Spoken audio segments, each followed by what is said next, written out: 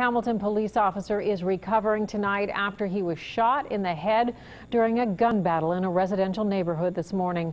According to the chief of police, it was the officer's training and a little luck that saved his life. Local 12 News reporter Brad Underwood is live tonight at UC Medical Center, where the officer was flown to after being shot. Brad. Well, good evening, Paul. Yeah, we're talking about inches here between life and death for Officer Chad Stafford. He is expected to be okay after being shot in the head. He was brought here to the UC Medical Center, where he received numerous stitches, we're told from police, and since then he has been released. And Hamilton Police Chief Scott Scrimmizi says it was his great training as well as instincts that kept him alive during this morning's gun battle.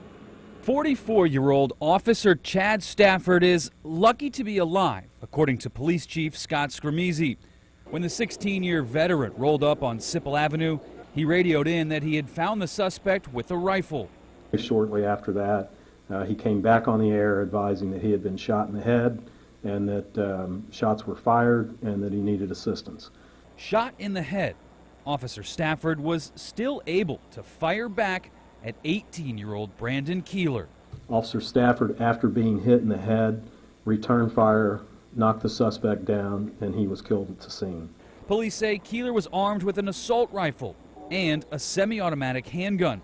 After seeing the high-powered rifle, Chief Scrimmizi says Stafford immediately got out of the car and took cover.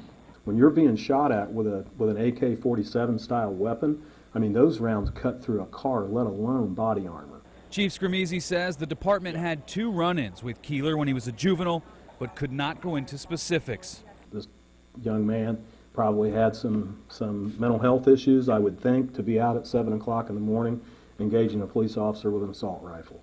Police say Keller lived in the area but have no idea why he was out in the street with 2 guns at 7 a.m. firing shots in the air. The Hamilton Police Department has put together a package on this morning's shooting that they'll present to the prosecutor, and police also telling us that an autopsy for Keller is scheduled for Monday. That will be performed by the Butler County coroner. Reporting live at the University of Cincinnati Medical Center, Brad Underwood, Local 12 News. Wow, it gives you chills to think, like you said, when you started out, a couple of inches.